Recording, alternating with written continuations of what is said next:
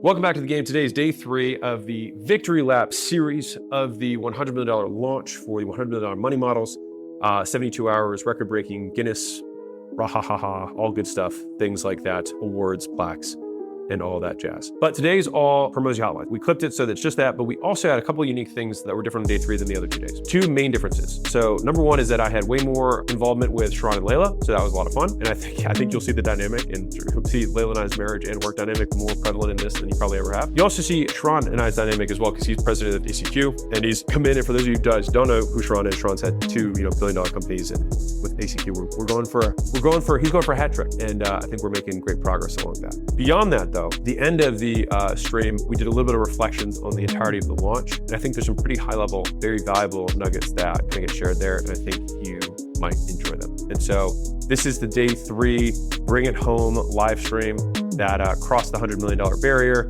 And listen to this in the background while you're driving, while you're going to the gym, while you're cleaning, because I think there's a bunch of super tactical things that we've gone over in that period of time, and many of them may apply to you. And yet again, the offer that we talked about, which is the donate books and get free stuff offer, is no longer available. That being said, the book is obviously available. So if you haven't picked up a copy, you can go to go.hq.com or on the Amazon.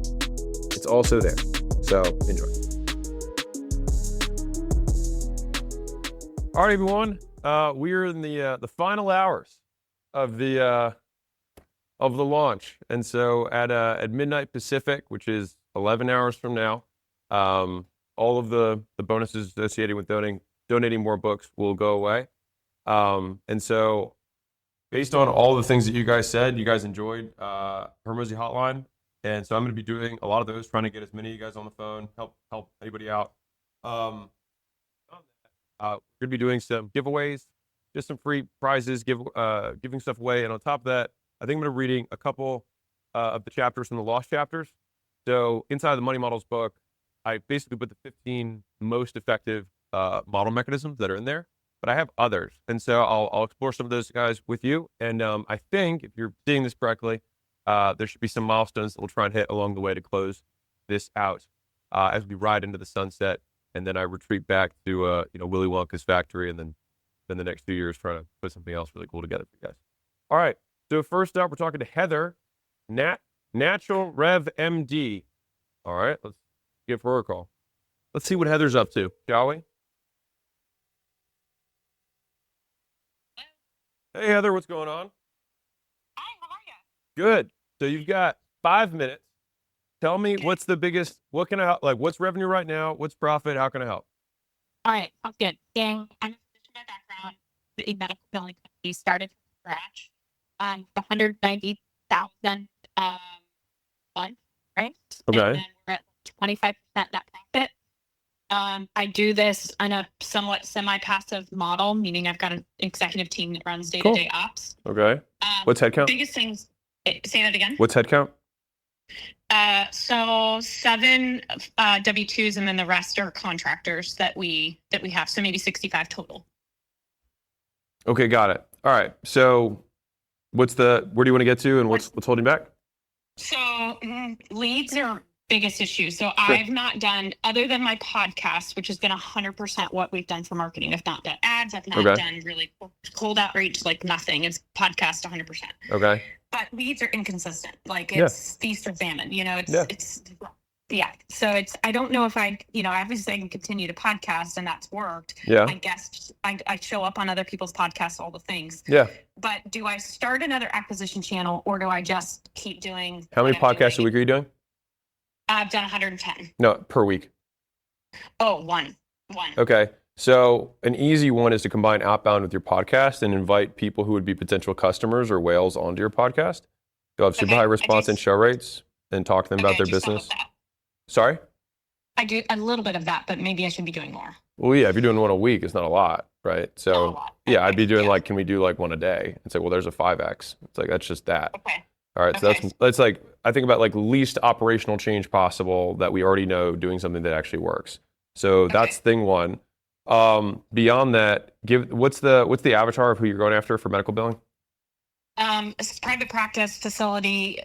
Really, we want their collection to be, greater than 150, 200K a month.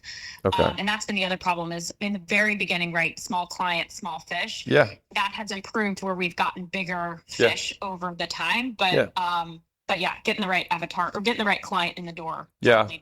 So I think conferences are going to be really good for you. So the way that I would set this up is you go to the conferences, I would pay for the booth. If you can get on stage, even if you have to pay for it.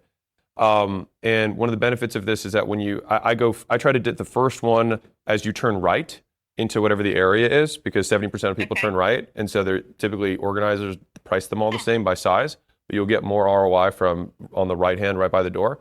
Number one. Number two, I would create some sort of giveaway for people to win that you'll reveal on the second or third day of the event. And then by doing that, you'll get they basically have to give their contact information in order to enter the giveaway. And if you want, you can model the way I did it. It's better than this and it's less than that. So it just gives a little bit of sandwich of value of okay, it's better than NFT, less than a Bitcoin. It's better than a gift card, less than a Tesla. I like to have some sort of sandwich of up and down value in terms of the giveaway. And so the whole time you're collecting leads. And if you want, Sharon talked about this yesterday, but if you can say, hey, I have a $25,000 speaking fee. Instead of the speaking fee, one of two things you can do. So one is, can I send one email to the list? That's an option. And then secondarily, you can, when you do your presentation, your slides or whatever, you can say, hey, if you want these slides, Joe, just give me your email and I'll send them to you. And then you can just basically ask 2 or 3 more questions and then it'll sort out the traffic of the people from the audience who are the most engaged. And so I think if lead flow is the number one issue, then that gives you 2 things. So one is you 5X your podcast and using outbound to get more of the quote whales, and that's going to be super targeted. And then from a speaking perspective, that's 3 different ways that you can monetize the conferences. So getting the list, survey closing from stage, and then also having a giveaway at your booth that's bigger and badder than everyone else's, so you can collect leads that way too. Awesome. Done. I can do all of that. Rock and roll, Heather. Enjoy. Appreciate it. All right. Thanks so much, Alex. Happy birthday. All right. Thank you. Bye. Bye. So as my birthday present to myself, I'm going to help as many business owners as I possibly can. All right. So that's the goal for the day. That's what we're doing. For those of you who are hopping on, we're closing out the book donation drive. I've got all these prizes and bonuses for anybody who donates over 200 books, but they all disappear at midnight Pacific. So if you're I don't know if I should, if you're one of those last minute people, this is now the last minute. Beyond that though, I'm just calling people as they come through, and the 800, basically the people who donate the most books, I'm trying to call as many of them as I possibly can. That's what we're doing right now. All right, so we got Dacian Floria. All right, let's see what Dacian's up to. 80% margins. Wonder what this business is. Dacian, what is LIMS Plus? Well, it's an environmental testing platform for environmental testing lab. Okay. Man, and thank you for doing this as a gift. You bet, man. Come on. Okay, so 200. Well, thank you for donating books, which I super appreciate. All right, you got 5 minutes, so let's rock and roll. So you have a testing platform. Got it. You're running 80% margins, which is super, super impressive. What's the issue right now? What are you trying to get to? I try to make money. The only problem, or the biggest problem I have right now is that I have this software platform. Yeah. I start getting B2B labs, like their enterprise. They have usually 2 to 3 people or maybe more that I have to talk with to get a deal done. Yeah, that's normal. Usually the deal size starts at 50K up front, and then it can go to 100K. Yeah. And I go into an annual recurring revenue of 50K usually. Cool. For this type of clients. Cool. Okay. So the problem I have is that I don't have anybody in the pipeline, and I don't know how to get them in. Yeah, you're I've got this great business. There's no one's buying it. So is it $250K a month or $250K a year right now that you're at? A year. A year. Okay, got it. So you're really not getting that many clients if that's your price point. Okay, understood. So what did you do to get these? What did you do to get these first clients? The first client was luck via cold call. Okay. Then the second client was same cold call, and the third one was trade show. So I have 3 customers right now. Okay, heard. Okay. So you've got cold call, trade show, and what was the other one? Cold call as well. Okay. So how many cold calls did it take to get you the one deal? Well, It was a while ago, probably around 100, but it was luck. I mean, dude, that's how it works. You did. I mean, you're like, I did 100, and then one of them bought. It's luck. It's like, no, you did 100. like if you called one and one of them bought, that would be luck. If you call 100 and one of them bought, that's just a process. So let me ask you this way. So I've said this before, but it's super common for sub $1 million, which is that what feels like volatility is actually a symptom of insufficient volume. I mean, you're not doing enough, which is what makes it feel erratic. And so it's like you did 100 and you got one, and then you did other cold calls and you got the other, right? Yeah. Okay. So how many cold calls did it take you to get the second one? Probably around the same. Okay. So that sounds lucky though. The second one sounds lucky. The first 100 and you get one, you know, that is like, you know what I'm saying here? You made 200 calls, you got 2 customers. Mm-hmm. So the question then becomes, what stops us from doing 10,000 calls? Well, one would be that You need leads. I'm not that good at cold. Well, dude, you got one. Second is that Dude, 1% conversion on cold calls, by the way, fine. Totally fine. On a 50K, 100K price point, totally fine. Dude, think about it like this. You're making $500 a dial.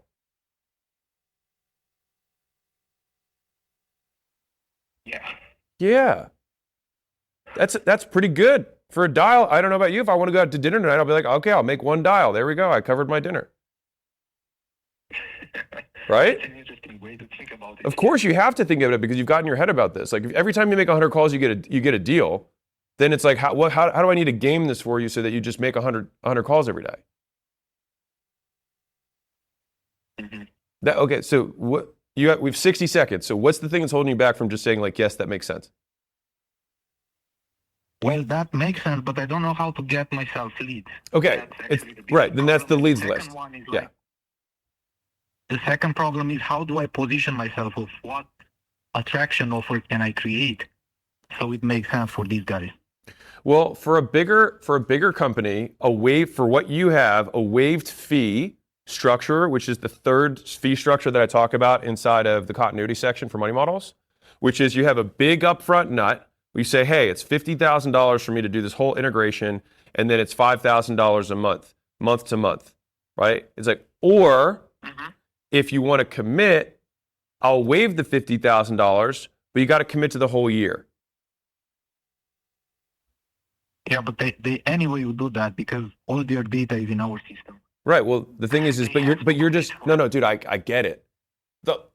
The way that a money model works from a positioning perspective is that you don't like whenever you give someone a choice, it doesn't mean that you're saying you actually give them the choice. You give the illusion of choice that then obviously selects or waits for one of the selections.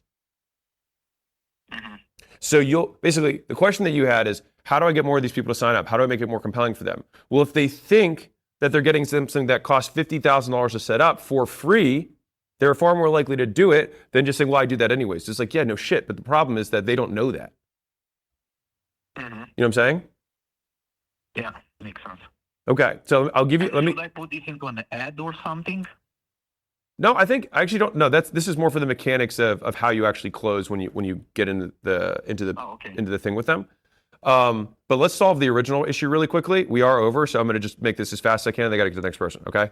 So number one is I would say list brokers. You can do that. Number two is you can scrape using software. Number three is that you can go to people who own groups or communities and there always are some. You just look. There's some on school. There's some on LinkedIn. There's Reddit. Whatever. Right. There's definitely communities for these people. And then you want to pay the group owner to basically make an ad inside of the group. Those are 3 different places that you can look like right now to go get leads. Okay. Cool. Also, highly recommend flying out there and saying, hey, it's, you find out that they're in California, like in Los Angeles. And you say, hey, it's so crazy. I'm actually in LA this week. I figured I'm happy to swing by while I'm in town. And if they say yes, then you just fly there. Okay? That's how that works. Good one, yeah. Yeah. Rock and roll, man. Appreciate you. Appreciate you too. Thank you for donating Bookstation. Oh, thank you. I appreciate it. All right, bye. All right, next up we got Shemaine. All right, Shemaine, here we go. Easy Dwell. So I'm guessing this is like a home, like dwellings. dwellings. That sounds legit. Shemaine? Hey, what's up, Alex? What's up, dude? It's an honor. Oh, honor's mine, man. Did I say your name right? Shemaine? Shemaine, yeah, that's right. Okay, rock and roll. Okay, so you're doing 3 million top line. What is Easy Dwell? Easy Dwell, we're out here to change the way people buy homes. So we sell them in an LLC, like a business that owns the house instead of like traditional financing. Okay, got it. So you're doing 3 million top line, $5 million $500,000 in profit. What's the constraint? And we have 4.5 minutes left. So what's the constraint right now? Right now, there's a team of about 20 of us. Okay. And so I'm getting into like the acquiring and training leaders. Our goal is to do 280 houses. So we've done in the last 2 years 46 acquisitions. We've sold 30 of those. We're scaling up Dispo. Dispo, where we sell the properties, is really how we, I think, can get our CAC up on that. A bunch of stuff. I guess. I mean, I'm trying to get to 280 in a year so we can iterate quickly enough. Launching an investment fund of 18 million. Are you wholesaling? Yeah. No, not wholesaling. So it's like a fund and an operations company. So we buy properties, sell properties, and we raise capital, but we've also like structured it on our own model. I'm so confused. Walk me through how you make money. Okay. So let's say you have like a 2% rate loan, or your target landlord, your seller financing. So you're just doing like sub 2, so they're transferring the mortgages. So sub 2s, you can run cash, but right now we're leveraging sub 2s because of capital constraints. Right. So buy a property, average cost $25K. Okay. Pay the operations $25K, holding costs, marketing, etc. Average deal cost is $65K. Okay. We'll sell a property to a buyer. Average time on market right now about 90 days. Okay. We want to get that down to 45. Yeah. Collect $25K up front and then about $800 cash flow for the next 30 to 40 years. So we're not a 3-to-1. But we're like 60% cash on cash at the fund level, at the total level, and then let's say we take that $25K, we do that twice. Now we can buy another deal so we can cycle those funds back in. So we're trying to build a compounding machine with a lot of like stickiness. So what do you need? You need what, $18 million? We need to be able to acquire more properties. So you need capital to acquire more properties? The capital we have. Okay. So you just don't have enough deals? Capital. Yeah, not enough deal flow on acquisitions now. Got it. What are you doing right now to get? It was sales, now it's acquisitions. Okay, heard. So what are you doing right now to get deals? Just wholesalers, like wholesalers in the state of Florida, Facebook groups, and we've been doing it for a year, so we know a lot of the people. Yeah. But we've had some team. There's a lack of like leadership over there right now, which I may need to kind of jump back into. Okay, so what stops you from just like basically instead of buying from wholesalers, just learning how to wholesale? We started out wholesaling. Okay. And we were doing, we'd pull all the pre-foreclosures, we'd do, cold calling. It became way more leverage to just go to the wholesalers who had already negotiated on those and just buy from them. So then, so if I'm you, I'd be thinking, what are the wholesale networks and associations that I can get into so that I can just say like, I'm a guaranteed buyer for all of this stuff. Because it sounds like you have a pretty good, return on capital. You're getting 60% cash on cash returns. Is phenomenal, right?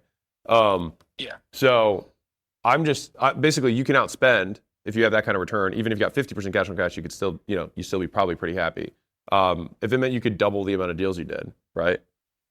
Yeah.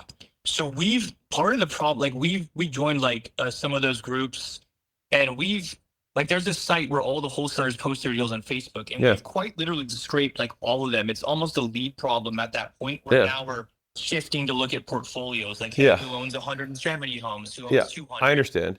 Yeah, so, but my thing is that you've only done 40 deals in the last 2 years, something like that? 46, 40. Yeah, I mean, you're not even close to tapping the wholesale market for the state of Florida. You know what I mean? You're not even close. There's no, you're not even close. It's like, you're not even a blip on the radar.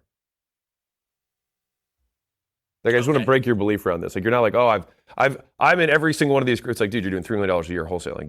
You're not even close. Like, a single franchisee for some of the wholesale franchises that exist average $3 million a year per location. Right. A lot of that's cash, though. No. What? I'm not trying to protect my limiting belief here. Yeah. No, you're not even close to. I like. There's zero way, no chance. Not even in a million years. You're not even close. Okay. If you were like, I'm doing 200 million a year in Florida, I'd be like, okay, he's one of the bigger players. Like, you're not even close. Okay. So let's just like blow through that right now. I do think that you revisiting the idea of, like, if I'm you and I want the fastest way to grow this, I'm going to find the biggest wholesalers and see if I can bring them in-house, because they're just giving you what they're giving you, not what they have. Yeah. Right. They sell to other people. So it's like, I want to bring, like, again, I like to control the whole funnel, right? I want to say, like, how do I go from click to close? How do I own the whole thing? Because, like, if I can be vertically integrated here and I can bring someone in or acquire, like, you have the cash, if I can acquire a wholesaler who has a good amount of volume, then it's like, I have a way better monetization vehicle than they do. And so then it's like, I buy something that cash flows, and then I just have another way to make even more on it. And so it's like, that business works on its own. With mine, it just juices. And I love, that's the game. Those are the games I like to play. Yeah. Right? Juicy games. Yes, juicy games, big juicy games. I got to call the next person, but hopefully, does that, like, first off, belief broke it. Like, you are not even close. Not even close. Yeah. Okay? Yeah. And then number two, it's like, what would it take? And this is the question that I would ask them. What would it take to be your exclusive person to get all of the deals that you're doing? I would ask that. As like, if I had to make money tomorrow before even doing anything complex, I'd call every single person I had to deal with over the last year and say, what would it take? Okay. Cool? And you've got the returns, man. If you go from 60% to 50 or 45, but all of a sudden you have exclusive pipeline and that triples your pipeline, then there you go. Yeah. All right. Appreciate you. Thank you. Appreciate you, man. Thanks for donating books. Later. All right. All right, see ya. All right. So anyone hopping on, I'm just calling all the people who donated the most books. So we have a bunch of 800 book donors, and so I'm calling them. And this is in spirit of the final countdown. I think we're at 10 hours and plus 10:40. Yeah, 10 hours, a little less than 11 hours. And we're marching on. All of these bonuses disappear for anyone who donates 200 more books. All that stuff disappears in 10 and change hours. All right. So if you are a last minute person, this is the last minute. All right. Dang Duong. All right. Calm down. All right, calm down, guys. Let's not get carried away. All right, Infinity Medical Consulting. Infinity Medical Consulting. Dang Duong. What's up, man? Hey, Alex. Happy birthday. Thank you again for your time and helping us with our constraints. I really appreciate it. You bet, man. Thank you for donating a ton of books. All right, so you got 5 million top line. You got 2 million in profit. Okay. What's the what are we working with here? We've got medical consulting. What's holding you back? Yeah, so essentially we are dealing in the space of chronic wounds. So we help folks with chronic wounds close their wounds. So the largest constraint that we have is trying to hold down on our specific avatar in terms of the actual patients, because the LTV is, once it's closed, there's no more LTV afterwards. So we're trying to do Facebook ad leads that actually constrains it to Medicare Part B. That's the specific insurance that we're able to accept to provide the service for the patient. Okay. But I don't know how to essentially filter out so we can have that specific avatar in terms of Medicare Part B. Okay. Well, what does the application say and what does the ad copy say? So essentially, we are here to help with hardening the wounds. I think it's very generic, and we're trying to refine it. And then essentially, we provide a PDF so that it's layman, so folks can understand the wounds that they're having and seeing if they could help themselves during the times when they don't get treatments from services that does standard. But you make money from Medicare Plan B, right? Or that's what you just said, right? Yes. Okay. Yes. But so you just want not from a humanitarian perspective. So I'm just purely talking business here. The point for you is that you want to get as many Plan B people as possible, right? Exactly. Okay. Exactly. So you're trying to get as many Plan B, and right now you're doing Facebook ads, and you're getting some people that are not Plan B, right? Yeah. Okay. So before we even like fix that, I want to understand, is it really a problem or is this a feature? So let me explain. Right now, how much is it costing you to get one of these people versus what you make on them? So it's costing roughly on average about $15 per acquisition of a lead. Okay. And so it is a range based on the wound size. So if it's a 1 by 1 centimeter, it's just less of a payout than compared to if you have a big gigantic wound that's 100 centimeters. So if we can refine the wound size and then the qualification, because the only payout that we receive is Medicare Part B. Yeah. And so why there's so many different insurances, we can't take any of those. I totally hear where you're coming from. It costs you $15 a lead. Like the way that you have to grow this is like you're making it sound special snowflakey to you, and I think that's why it's making it confusing. But fundamentally, it's just like it cost me $15 a lead. 1 out of 10 leads is going to be a qualified person who's Plan B and has a big enough wound, right? Gotcha. No, it's like we just have to know this math. That's it. It cost me $15 a lead. I convert 1 out of 10 leads. So it costs me $150 to acquire a customer. Each customer is worth this on average, even though there's variability. It costs me, this is what I make on average. So do you know those three? Like, I know you know the lead cost, but what about the other two numbers? What percentage of leads do you close and what the average deal size is? Yeah, it's pretty low. I mean, we've had 5 treatments out of the 1,000 leads. That sounds bad. Okay. Yeah. Okay. How are you making sure? Yeah. So the funnel right now is that they're just opting into a PDF, right? Yeah. And then a consultation call afterwards. So it automatically takes them to a consultation call, or in the PDF it says, if you have these things, then do a consultation call? So essentially, once they provide their email, their name, and phone number, they receive the PDF, and then the next kind of landing page is book a consultation call for wound care. Okay, so you've got name. So I'm writing this on the board, so maybe if you're watching the live stream, you can see it. All right, so you've got your opt-in thing for the PDF. Okay, cool. And then they put name, phone, and then email, right? Something like that. Yep. Email, whatever. And then if their stuff is qualified, or everyone goes and sees the scheduler. Yeah, everyone sees the scheduler. And are you taking all these calls with all this trash? Yeah. Yeah, that's horrible. Me and one other rep. Yeah. Okay. And then you're just running lead ads, nationally? No, specific to the areas where we have providers that can provide the service. Okay, got it. Be a city, state location. Heard. Okay. So, big picture here, I think I'm going to bet that there's an ad copy issue. Like, how many people know that they have Plan B or not? The thing is, they're also not educated to know, since they can, once they're 65 and older, they automatically have a Medicare Part B. Well, dude, then why don't you just advertise to everyone who's over 65 and older? We do 65 and older, but they still have other insurances they could kind of opt into. But I thought they which is other Medicare Advantage plans. Yeah, but they all have Plan B if they're over 65, right? So they do qualify to use your stuff. Yeah. So, but once they hit 65, they also have the option to choose other more affordable Medicare medical insurance plans. So that's where the challenge. So you're trying to find people who are not over 65. We are trying to find folks that are over 65. Even though they qualify like automatically at 65, they do have the option to choose more affordable options. I hear you. I hear you. So I want to help because I gotta make through the next the donor. Okay. So big picture right now, you're taking too many calls that are trash. There's definitely diamonds in there. And so we have to add filters to the funnel. And so the filters that we have to add is the copy itself. Now, if you say they have no idea, then we're going to have to do what are the other things that they have in common. Now, to your point, you said everybody above 65 has this, but they have other stuff too. For me, that just sounds like a sales call. So if you know 100% of people over 65 have the thing, then to me, I'm like, well, then why would I focus on anyone else? Because then I'm just going to try and have the max hit rate knowing that every single person I get on the phone with can do this thing. Because now all I have left is, do you have a wound? And are you ready to say yes?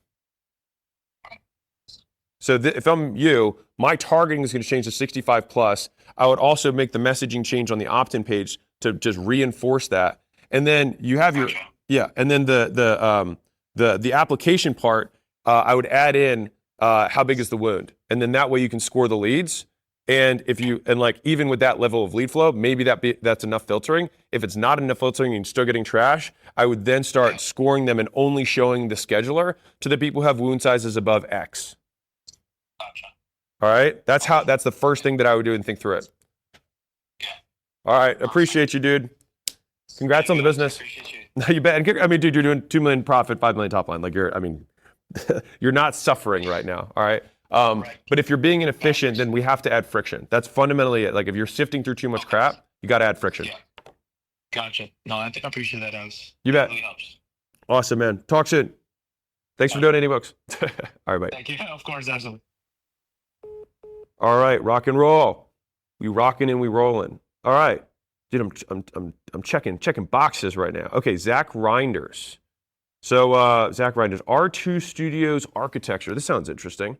All right, so anybody who's tuning in, it's I already said, I'll say it again later. Okay, so Zach Reinders. I'm calling the people who donated $800 as fast as I can. That's what I'm doing. Just so you guys are curious, that's what I'm doing.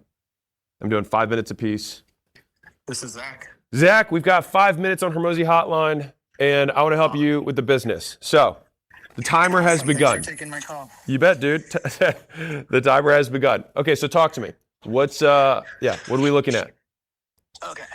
So I'm actually in a client meeting. I'm stepping out right now. It's only 5 minutes. You can tell them that. Perfect. Okay. We own a local architecture firm in Okay. Minnesota. Got it. We niched down unintentionally, but it's worked to our favor. Fine. We only do assisted living facilities that are converting. So it's people that are taking a single family home with 5 or less bedrooms and converting it to an assisted living facility.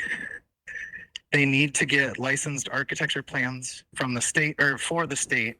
So that's where we came in. Our problem is Deal flow. everyone's really cheap. Well, we do 80 of those just off of referrals every year. Okay. So it's pretty solid where it just sustains itself by our service. Can I make a guess at what you need to do? Because pattern recognition, like I promised you. Okay, so you're in a space that it's super price driven, right? Because it's construction, they're looking at cost, blah blah blah blah, right? Yep. Okay, you have 3 vectors of winning. You have to pick one. Ideally, you can have more than one, but one is what I like to lead with. So you either got speed, you've got risk, or you've got ease, right? And so in your business, time is money. If you can do things faster, right? There's also a risk component of like what kind of costs are going to come down the road if you do it the wrong way or do it differently.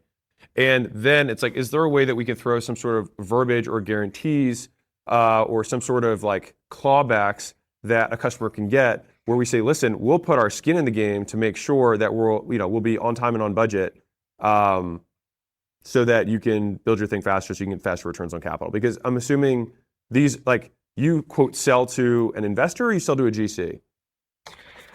So they're individual business owners. That's the hard part is we're going to small business owners. It's likely their first business, right? So they're cheap too.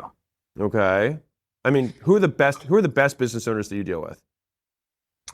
People that don't question the price, that understand the process. My favorite, right? Yeah, exactly. No, but it's not. It's a process. Okay, so then what stops us from getting only those people or focusing almost exclusively? Like, can we get deal flow that has higher percentage of those people so we can command the prices we want? Oh, I would love that.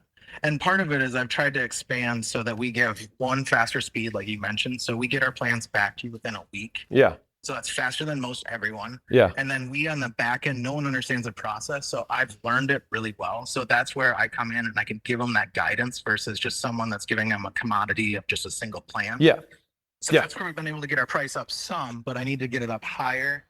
So I'm wondering if you need there's any way I stats, can dude. have a I'm telling you right now, you need stats. So this is a logical sale, right? This is not an emotional, thing for most of these guys, I would imagine, right? This is a pure like dollars and cents thing. And so you need to line up and come in with that frame, which is like, listen, let's be clear here. You and I are both business people. You need to make this make sense, make sense from a dollars and cents standpoint. They're going to say yes. It's like, cool. So there's a concept called, save $1 today, cost you $4 tomorrow, or pay $2 today and it saves you $4 tomorrow. Which one are you like? Would you rather pay $2 and save $4 or pay $1 and have it cost you $4? And they're like, well, obviously the save $1. It's like, right. I would like to establish that because if someone says, no, I'd rather just save as little as possible, then we all know that's not going to work for either of us, right? Okay, cool. So then it's like, this is where the stats come in. Like I'd look at Statista, I'd ask, GPT, I'd be like, hey, find me all the stats of average unforeseen costs that can occur. And so then Now, we took the frame of the fact that it's just going to be a logical sale. We're all dollars and cents here. But the reality is now we go fear, uncertainty, and doubt, right? So now it's like, well, these are the top 4 things that occur. This occurs in 22% of circumstances. This occurs in 15. This occurs in 38, right? And these are all the different things that can go wrong, right? And so what we've done is that we try to minimize this thing, which is going to cost you way more money than what I cost. Okay. And so now we're anchoring around all these way more expensive things. And then basically that's how we can basically nudge our way into a completely different price because we've changed the context around the conversation. Okay. Would you think about any way to get recurring revenue, or would you just double down on this and try to get as many people as possible? So the only way that I would see recurring revenue in your specific business is going to be people who do regular business, more so than like subscription, anything like that. It's more like who are the nodes of referrals? Those are my quote reoccurring more than recurring business. Like Coca-Cola, super amazing business, not recurring, but reoccurring. And so I put your hat on. So what you need to do is chunk up in terms of how you think through your business. I'll give you an example. So when I had Alan, which is a software company, we had, the first thing we did is we went to market for small business owners, right? And that sucked because they'd be like, oh, this is great. It works for our leads, but we don't have any leads. And I was like, oh, darn, I didn't think through that. And so then all of a sudden, the people who did really well were the ones who already had agencies that were working with them generating leads, and then our thing just did a lead flow. So then all of a sudden I was like, okay, well, I'm gonna go after agency owners and say, hey, we can improve the results of your services and decrease churn and increase, like basically make more money, et cetera, using our software. And so all of a sudden, what happened is instead of having, trying to go onesie twosie after business owners, we just went after agency owners. And I knew that, let's say a chiropractor agency comes in, he only does chiropractors, he comes in and he pays, he onboards his 50 clients at a time. And I was like, oh, that was fucking great, right? And for you, it's like somebody might have a portfolio, but he onboards 50 clients. But then after that, I could rely on the fact that 10 of his people would churn every month, and then he would sign 10 more up every month, right? And so our churn at the agency level was almost zero. Our churn at the SMB level was whatever the churn of the agency was, which is not really our issue. And so when we redefined our business as, oh, we're actually in the agency servicing business, not in the SMB servicing business, that's when it really started stacking. And so translating this back to you said you've got these referrals that are coming in, right? Yeah, we typically get 3 to 4 referrals every week that we'll then try to book. Amazing. And so then I'll bet you have a list, or hopefully you do, of all the top referrers that refer you business, right? 100%. Right. And so then the whole paradigm around this for me is, how do I partner with the referral partners so that they can frame the conversation with their introduction to me in the way that maximizes the likelihood of a close and the framing around pricing that I want? Okay. That's how I approach this. And so your business, if I'm thinking through this, right, like if I'm you, my business is I'm really in those centers of influence, right? Those affiliate partners, those referral partners that you have, those are the quote customers. And so I want to see, like, what's my sales guy for those guys to get them to consistently, bring me more in, and how can I acquire more of them? Because each one of them is a node that over the years, if I go from having a base of 20 guys who refer me business to 200, that becomes reoccurring by nature rather than recurring.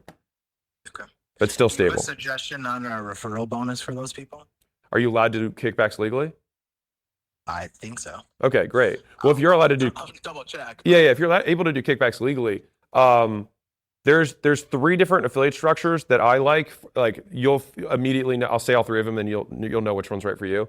So version 1 is that you peel off some element of your particular service, a very small element, and then you allow them to sell it for whatever they want. They keep all the money, and then you deliver on that as step 1 of a multi-step process. That's V1. So an example of that is, hey, new business owner gets an LLC set up. We'll do the LLC setup. You can charge whatever you want for that. Let's say they sell for $300. We do the LLC setup, but then we upsell tax and bookkeeping, right, from there. But they keep 100% of the upfront. That's option 1. Option 2 is that they just straight up sell your thing, right? And then they get to keep whatever percentage, right? You give them 10% or 20% or whatever number makes sense for you. For them to actually just legit, cradle to grave, all they got to do is just acquire the business and then just send it to you and then you deliver. That's the second, right? And then the third is more of a lead gen version of this, right? Which is kind of what you're doing right now, it sounds like. And then you can quote give them kickbacks later, and then they basically factor it in to how much every 3 referrals I send, I get 1 sale or whatever. A lot of ours come from consultants that are on the actual application. Dude, 100%. Then consult, like you need to basically build out, like think of this, like you need a customer journey for the consultants. Okay. Like, and So then that's our real client. yes, exactly. And then they're the ones who are going to consistently be sending you business month over month over month. Okay. Got it? Yeah. Thank you so much. Dude, you bet. I know you got your guy. I went over 5 minutes, so I'm so sorry. But hopefully you're good No with worries. it. Yeah. Thank you so much. I appreciate it. Dude, you bet. Thanks for donating books. Yeah, absolutely. All right. Later, man. All right. You guys digging this? Is this cool? This is fun? El Senor Chat? El Chatísimo? Yeah, you got extra value, Albert. Supers Farm. Love it. Okay, cool. Yeah, day 3. I know. Well, it's really like hours. Geez, I'm going to lose the phone. Hours 10 and a half until close. All right, we're closing this thing down as a team. We started together. We're ending together. All right. Starting as one, finishing as one. All right. So that was, who was that? That was Mr. Reinders. So now we're going to go Trent Husky. Husky's paint and design. All right. So we're going to talk paint and design. This will be fun. I know we're rocking and rolling. This is great. Buy all 3 of his books. Awesome. All right, so that was. What's up, Trent? Trent, you're up, dude. Hey, how's it going? Good, man. All right, so we got paint. We got 5 minutes, and let's rock and roll, man. So you got, was it 5 million top line? What did I see here? You got paint. Okay, 5 million top line, 500,000 profit. Yes, sir. That's me. Yep, that's me. Yep. All right, rock and roll, man. Okay, so what is the like? What do you want, and what's holding you back? Yeah, so I've been at this for 7 years now. I got 40 people on staff. Congrats. I'll get to the point. Thank you. So my issue is I'm kind of at a fork in the road. I started off doing residential repaint, so that was my bread and butter. I did that for years, and then I actually went to one of your conferences, and you guys talking about reoccurring revenue. You talking about LTV to CAC. Yeah. Once I saw that, I went there to learn Facebook ads was my agenda. You taught me that. Completely pivoted. I was like, holy cow, I should go after GCs. Well, that was almost 1.5 years ago now. Yeah. So now that I double down on GCs, it's like every time I land one, it stacks. Okay, but the downside to it is that the gross profit is less. Yeah. But the advantage of it is that the LTV to CAC is insane. Through the roof. 20 to 1. Yeah. So it's like what do I do? Because my GP on repaints is 52, but I pay a salesman 7%, and it costs me another 5% in marketing, and that's 12%. So when you wash it, it's 40% GP to GP if you take away the CAC. You see what I'm saying? So I've been doubling down on it. But then here's the next thing is that since I did that, I was like, okay, I'm gonna go full force. I hired a virtual assistant who just does my takeoffs, so that way I could produce way more lead. I could bid way more jobs way faster. Yeah. This whole year, I have 3 salesmen selling repaints. They've sold about 2.8 million. I'm already at 2.6 million by myself with a takeoff guy assistant. Yeah. And so I'm already doubling down on it, but am I making the right decision here? Because they are way harder to produce is the hard thing. Like most people get their ass kicked in new construction, they go bankrupt. The AR is crazy. My average pay per time right now is 65 days, but it gets up to 90, 120. So it's very capital intensive, and it's a way harder business model to run. Do you think I'm making the right decision? Well, thank you for the context. So when you said you were getting 20 to 1, were you talking revenue or gross profit? Gross profit. Yep. So you still make way more on the contract on the GPs. So what do you mean by that? Will you explain to me? No, so you said you're going after these bigger deals because they're recurring, the GCs, the general contractors, right? Yes, sir. Yes. And the issue there is just that it's really just that the pay cycle is extended, so it just costs more cash for basically you have to float cash for a period. That's the biggest problem. Okay. So I'll give you like the simplest answer here, and I'll tell you a story to illustrate this. So there's a company that I was looking at investing in, and it was a couple of years back, and they were at like $2 million a year, and they had $4 million in debt, and it was just a mess, and I ended up not doing the deal. And one of the big issues was that they had bad terms for payment as a physical products business. And what they ended up doing is finding a manufacturer that gave them net 90 terms. So they basically fronted them the inventory and then gave them 90 days to pay them back, which is amazing, right? It's literally the opposite situation that you're in. And the result of that is that within 18 months, they went to $5 million a month. Holy cow. Right. And so my point here is that we could look at model, but I lean towards this is far more likely to be a financing solution Like we could do all sorts of crazy things, but like realistically, you probably just find a 90-day rotating credit line at a bank and just show them what your financials are and what percentage of deals you collect on, and like basically you just have to show them diligence that you when you say, hey, I've got this money coming in, it's just called AR financing. And so by doing that, you can accelerate the cash flow cycle and basically eliminate that. As long obviously you gotta be responsible with it because you got to pay it back when you get it. But that capital tends to be very cheap because it's basically it's somewhat secured. Technically, it's not secured, but it's secured by your AR. So it's like a line of credit or It's exactly. line of credit? Yes, exactly. And then that solves the cash flow issues. Yeah, because that's by far the biggest issue. Like my AR routinely sits at $500,000-$600,000. It's crazy. Right. And so if you could pull that down, you could just like, okay, great, I have this here. And then that way, and usually those are around 1% a month that they'll hold. And so very easily, like you can find 1%. You know what I mean? Just like you could raise the price by 1% and get it back. That's genius. That's genius. Yeah, I don't want to mess with anything else. It sounds like what you found when you came here worked. So I'm happy about that. And now you have a 20-to-1 machine. Like when I see a 20-to-1 machine, I don't want to mess with anything about it, dude. And so the only issue you have is a cash conversion cycle issue. And because you're in a space where financing exists for this problem, I just say like, let's just go pursue that. That's the first thing I would do.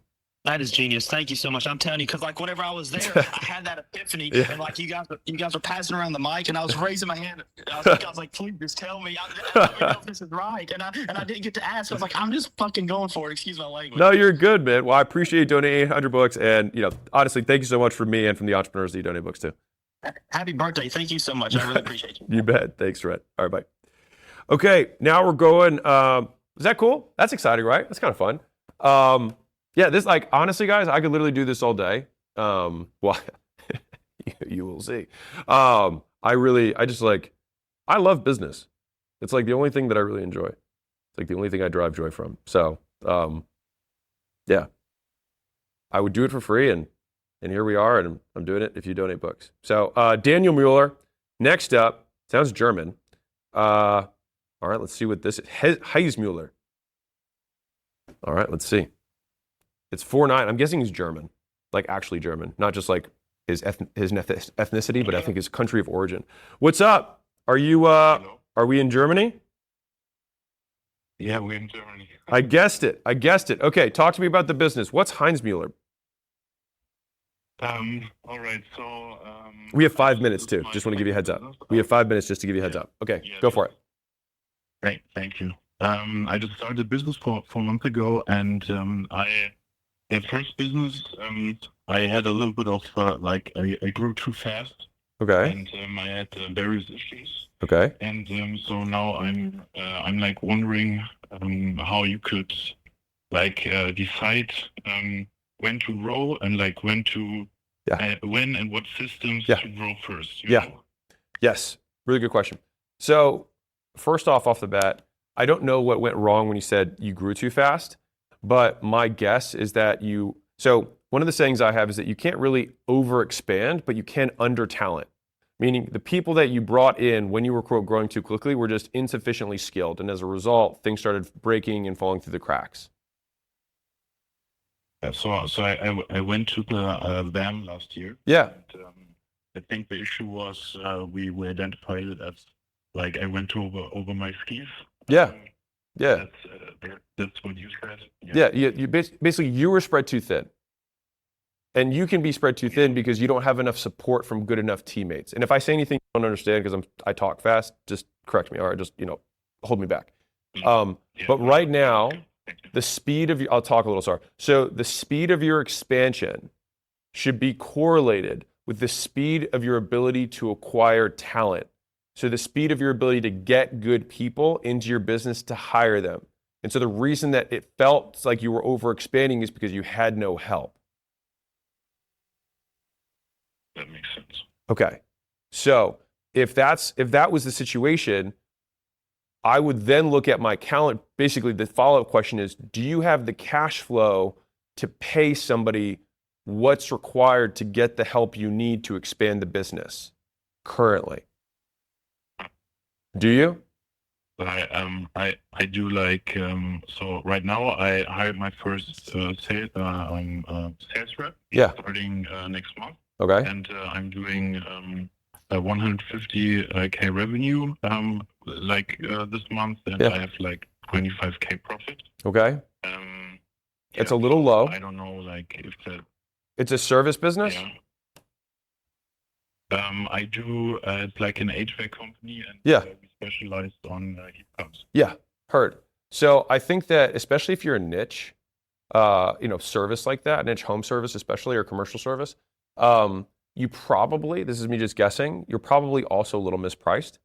So I'll bet that you do need to raise your prices, because if you're running 150 top line, 22,000 bottom line, you're running what, like 13% margins or something like that, right? Yeah, like 15. Yeah, right. And so for me, a home service business, especially if it's niche, like for me, I would say 30 is going to be where I'm like, my kind of like minimum target for just, I would say, like if you were just HVAC, right? But if you're like, I specialize in heating pumps specifically, I would expand that even further to like, you could, if run well, this business could run 50% plus margins. So it's like a very competitive market in Germany because it's very like. No, I know. Subsidized. Yes. Yeah. No, I hear you. But okay. So I'm just going to put a pause here for a second. I'll ask the original question again, which is, do you have the cash flow in order to hire the help? You said you're hiring a salesperson, right? That's coming in. Yes. So in order to make sure that you don't grow too fast, what you have to do is that when that new salesperson comes in, before saying, okay, now I'm going to hire the next person, we have to make sure that that salesperson becomes productive. So the speed of your expansion is going to be the speed of your ability to onboard and activate teammates. So just like you activate a customer, like you say, okay, they have to go through this journey and then they get a good result, they're happy, like you have that journey. We basically need to think through your expansion from the employee perspective of how do I activate the employee so that I don't have to think about them as much. You go from training to managing. Right. Once they're managed and they're consistently generating revenue for you, especially because it's sales, right? Then at that point, I'd say, okay, now you can take your eye and then put it to the next constraint of the business. But it sounds like acquisition was taking a lot of your time. And so you hired the salesperson, which said, that's fine. That makes sense. I would look, do you give any discounts at all? Do you give discounts when you sell people? Like a welcome discount. Yeah, or anything like that. Yeah, but I don't know how to use it. No, I don't want you to. I was going to say, if you don't want to raise your price, at least eliminate your discounts. All right. Yeah. Okay, no, because literally you're at 15% margins, and if you're giving, let's call it 10% discounts or 15% discounts, you're giving half your profit away.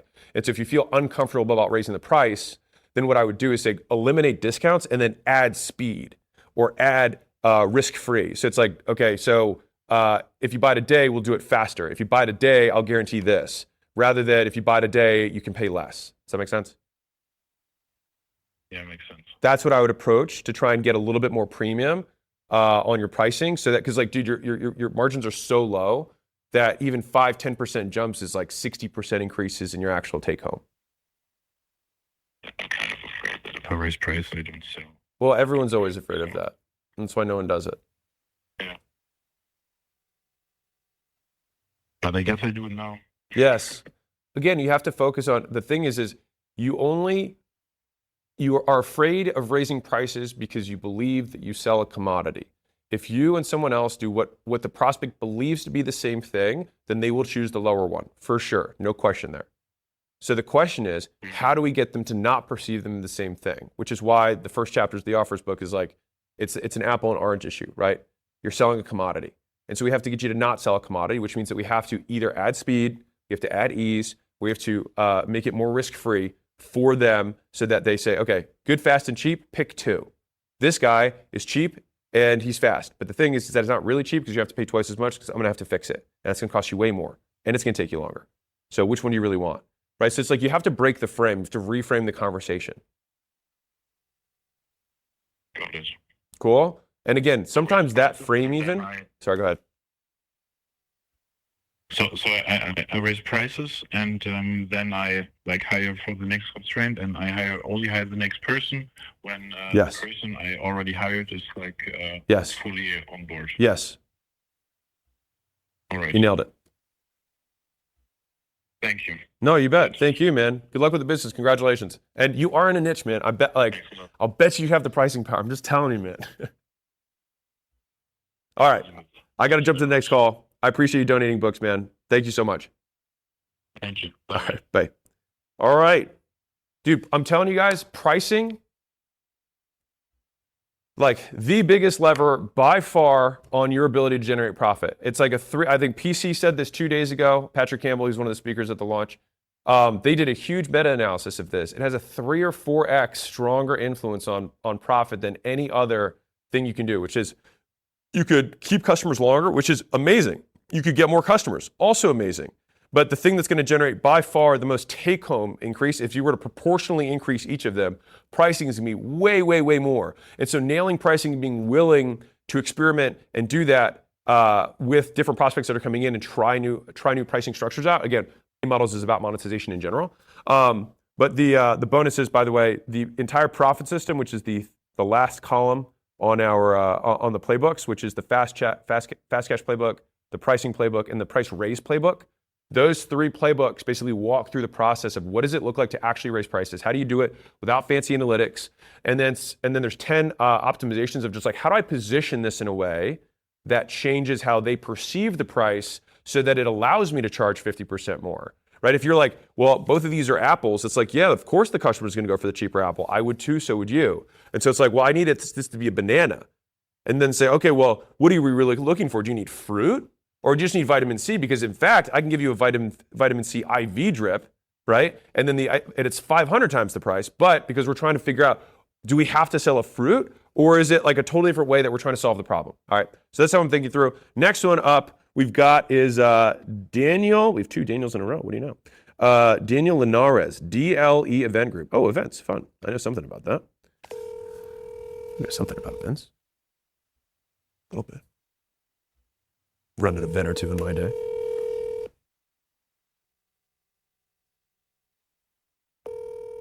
No, Raven, the playbooks won't be available later. They end in 10 hours and then they're gone. The offer's gone forever. Alex, Yes, sir. birthday, man. Oh, thanks, dude. I appreciate it. Thank you for donating $800. So talk to me about the event business. We got 5 minutes and I want to give you as much as I can. Totally. So we do a luxury kind of unique blue ocean. We're trying to dominate this category Okay. for luxury wedding entertainment. It's not live bands. It's not a live DJ. It's this kind of combination group. Dude, I love The that. industry's starting to know. It's called a hybrid DJ band kind of Okay. concept. Now, there's not high search volume, but Yeah. when we do get exact match people searching for us, Yeah. a lot of times they are our right fit. And we are closing, people in that kind of 10 to 30K price point range. Dude, I love it. What you said, the hybrid DJ, whatever, that's like feature jargon. Like as somebody who, well, I'm not past wedding age, sorry. But when you said luxury wedding entertainment, I'm a luxury buyer, right? That struck a chord. To be fair, though, the price sounded cheap for what I would imagine, because luxury to me denotes significantly more expensive. Just a side note. True. I mean, honestly, there's for the ultra 1%. Yeah. We're the downsell to the Yeah. ultra 1%. Yeah. So there's still like headroom for us to ascend in price. Do you have a 100K option? We don't. But Okay. Can we do something right now? Like right now, add a $100,000 option, because if you're in the luxury space, you don't win on volume. You win on volume of dollars, right? Not volume of transactions. And so if you're doing all the work and the positioning of being luxury, then we have to capitalize on the sole benefit of luxury, is that you can have super sky high prices. And if done well, which I think you will, it's a Veblen good, meaning the more you raise the price for the right buyer, the more they want it, not the less they want it. So if everybody finds us, they're like, man, your brand is like the 5-star 4 Seasons. You're my pre-conversion. Dude, I will bet you right now that you're like, this is not a promise to anyone who's watching or listening, but if I were to bet, I would bet that if you were to double or maybe even triple your prices, you will close at a higher percentage. Because 10 to 30K doesn't sound luxury to me, man. I wouldn't even believe it. It's incongruent with the messaging. I mean, the luxury people, they're 300K, 500K flowers. That's what I'm saying. And so I mean, if I'm you, right? My sales pitch, and do you have a VSL before you talk to these people? I just made one. Okay, great. Pre-call up to our Zoom call. Yes, and now Great. have here's our stuff. Are you Yes. running ads? only Google ads, a 7x return on ad spend, but we're not doing anything on social yet. Amazing. Is it a pure opt-in? Yep. Request a quote after they've dabbled on our site. Pure opt-in. Okay, dude. So let me just. I'm gonna cut through. Like, let me love you. Okay. So this is what I would, if I'm you, if I had to transport brains and like this, I have to take over the business tomorrow. The opt-in would not be request for quote. That's like the lowest converting thing that you can do. All right. Instead, I would have it be a questionnaire about the wedding, right? So, and make it seem like it's like, oh, that way we can tell you the exact perfect type of, entertainment experience for a luxury wedding that would match your style wedding, blah, blah, blah, blah, right? So they answer 5, 6, 7 questions, whatever. Then on the thank you page, they either, if they have a budget that's high enough, they get shifted straight to the calendar where they can have the call. Or if they're not, then you just send them to PDF or something like that, right? So if they are qualified, they go to the call. Okay, now, if at that point you have the booking, then you nurture them by sending them the VSL before the call, and then you put a secret word in there that says, hey, would you rather us watch it together? Would you rather watch it on your own?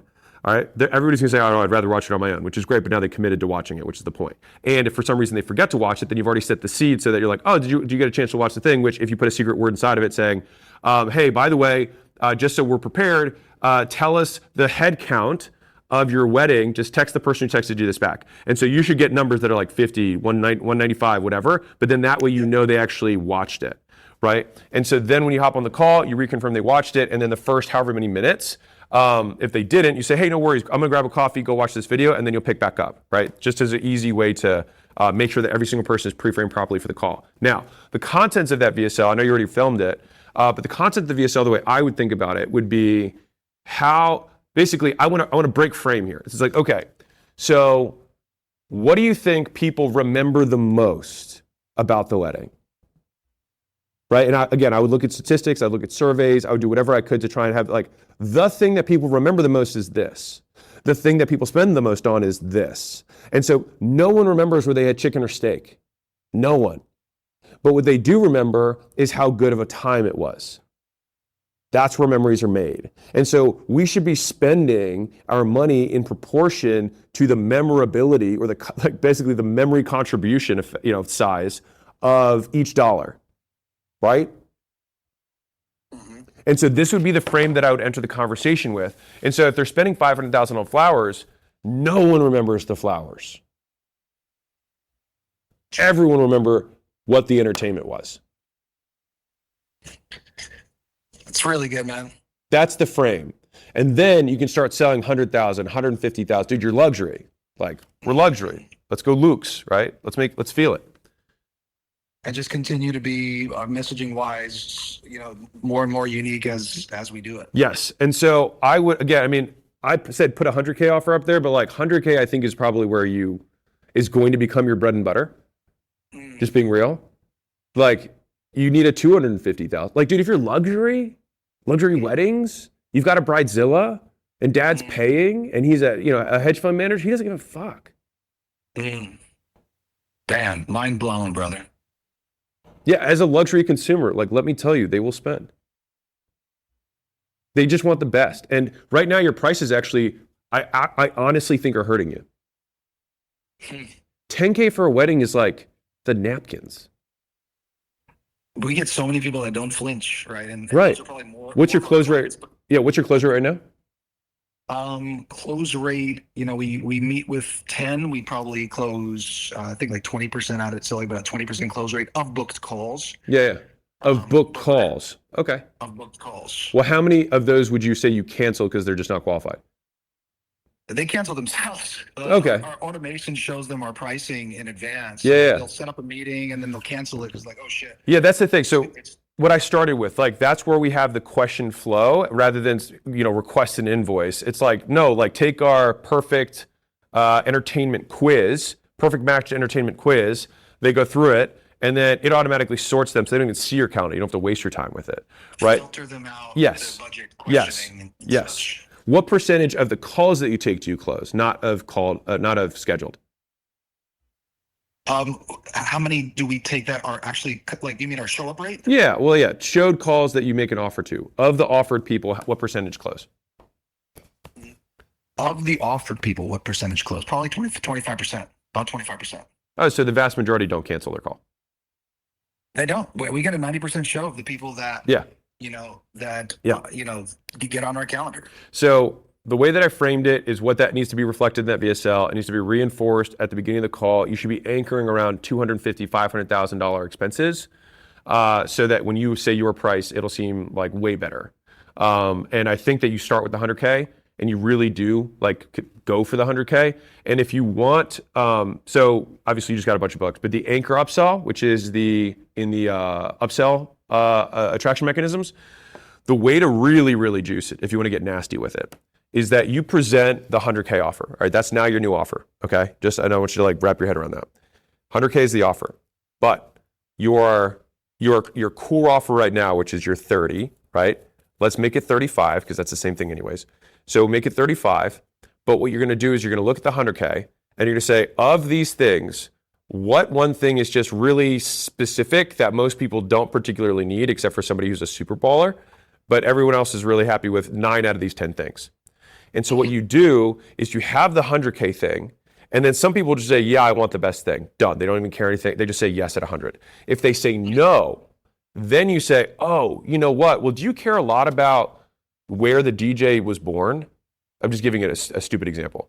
But they're like, oh, no, I don't care about where the DJ was born. And you're like, oh, well, we have this other thing that's $35,000, because some people really care about that. But if you don't care about that, then this is 35. And it gets, I think, a lot of things that you wanted. And they're like, oh, yeah.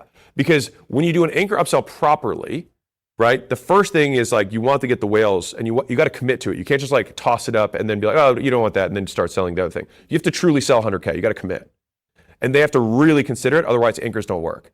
If they really consider it, then they're already starting to justify why it would be worth $100,000. And then when you just say, cool, well, this thing's 90% similar and it's 1/3 the price, then they're like, oh, done. Yeah. And so now all of a sudden everybody's buying your most expensive one, your current most expensive one, and maybe 10% or 20% buy your 100K. And if I'm right, 30% are buying your 100K. And just by doing that, we doubled LTV. Thank you, brother. I know you spent some extra time with me, man. You're good. I want to help. Happy birthday, man. Congrats with everything. Well, I appreciate you. If I make you more money, you donate more books, you help more people, we save the world, everybody's happy. Yeah, brother. Thank you so much. You bet, man. All right. Good luck. Alex. All right. See ya. Thanks, buddy. Bye-bye.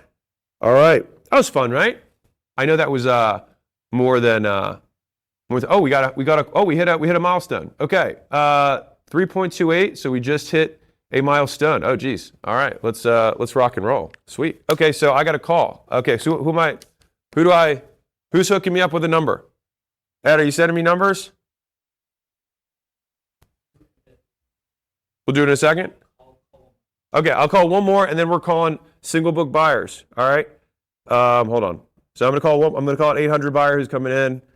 All right. Ed, text me another 800 buyer. All right. Hamza Solomon. Okay. So you got 800 books, and so I'm going to help you make more money. Not a promise, of course. Your results will vary. Results are not typical. Hello. Hamza.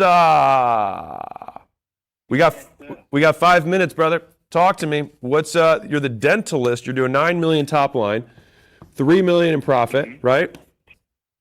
That's right. All right, 9 million, 3 million bottom. Okay. That's correct. So I just want to say such a happy birthday, brother. Thanks, Congratulations on the biggest and wildest book launch the world has ever seen. I took the advice you gave to me last year in Vegas. We were doing around, I think, 1.5 million. And then the advice that you gave me was just to do more of the same. And we ended up here at 9.4. So you went from 1.5 million to 9.4 million from some advice. That sounds like it was a good return. And I remember what you said to me. You need to do more ads, spend more time in the day doing ads, get more creative. Yeah. I remember. Yeah. Yeah. So that's anyway. So ever since then, I've been watching every single moment, every little piece I could get from you. Because this moment here now is where I want to understand exactly how do we take it to the next level, or how do we dominate the UK dental market? Because we're hungry, we're all locked in the team. Yeah. Everyone's motivated, everyone's got good momentum. It's going to come down to stick. I'm going to tell you right now. It's going to come down to stick. Okay. Okay. Like you figured out the first part, which is why you just 7x or whatever the number is, 6x, right? You 6x in a year following the do more advice. And you still need to keep doing that volume. I want to be clear. But the thing is that like really tremendously large businesses get really, really big 95% of the time because of one thing, which is that they have, well, not 95, 100% of the time they have one thing, which is a compounding vehicle. So they have something that compounds onto itself. And so virality, for example, is compounding, right? And so brand itself is a compounding vehicle, media, because people tell other people who tell other people who tell other people, and then that's how a brand compounds. So that's one way. Now, given the nature of your business, you're not going to have a viral, I don't think, right? I don't think you're going to be like I'll just leave it there. No. The main, again, you're B2B, a high ticket service. Like that's not your game. But the key is going to be how do we make sure that dentists never leave? That is now your mission. Because if you did $9 million in sales this year, because you were at 1.5 last year, right? So you've pretty much done almost all that growth this year, right? Mm-hmm.